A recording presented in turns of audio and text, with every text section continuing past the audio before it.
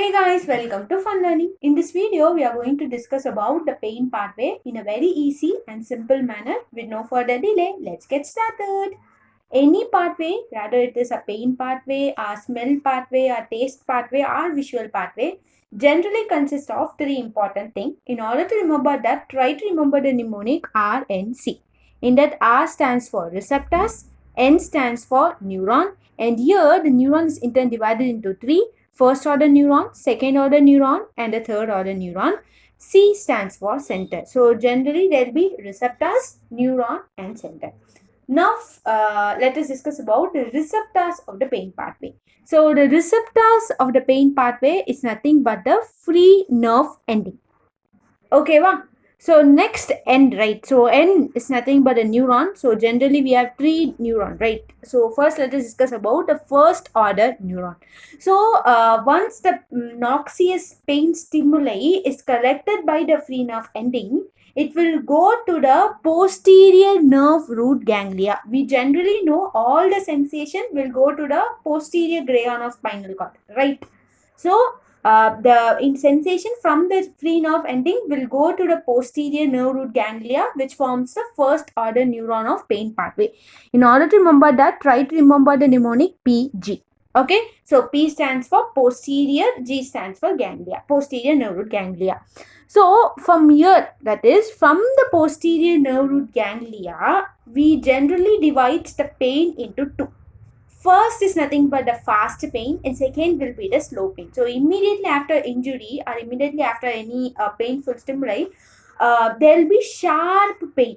Okay, that will be followed by dull pain. So that sharp pain is referred to as fast pain, whereas the dull pain is referred to as the slow pain. The afferent fibers which is going to carry the fast pain are nothing but A delta, whereas the afferent fibers which is going to carry the slow pain is nothing but the C type fibers. Okay, va? So this A delta fibers will carry the fast pain to the marginal nucleus which is present in the posterior gray-on of spinal cord, whereas the slow pain which is being carried by the C type fibers will go to the substantia gelatinosa of Rolando, which is present at the posterior gray-on of spinal cord. Okay. In order to remember the afferent fibers and the second order neuron of pain pathway of fast pain, try to remember the mnemonic FADM. Okay.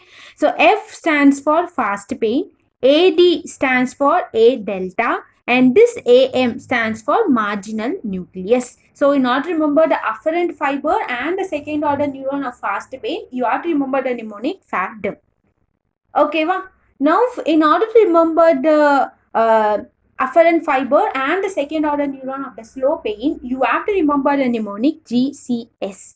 Right, so in neuro, GCS is nothing but a Glasgow Coma Scale.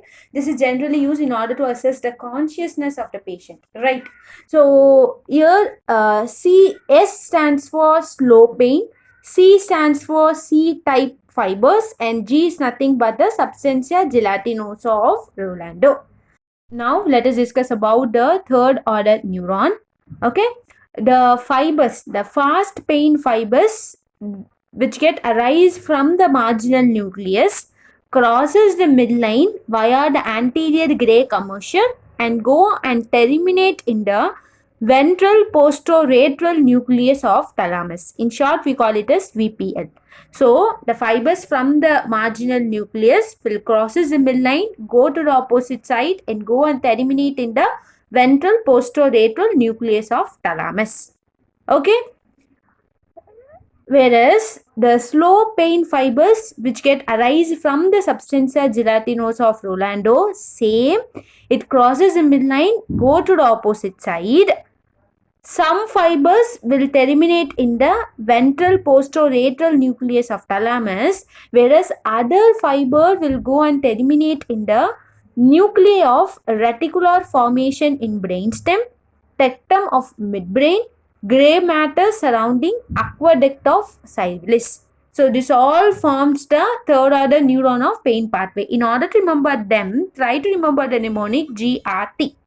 In that, G stands for gray matter surrounding the aqueduct of Sylvius. R stands for reticular formation in brainstem. T stands for tectum of midbrain as well as the ventral posterolateral nucleus of thalamus. Okay, va?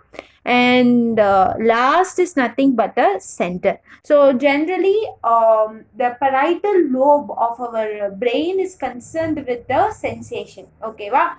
So the center for pain sensation is nothing but the post central gyrus of parietal cortex.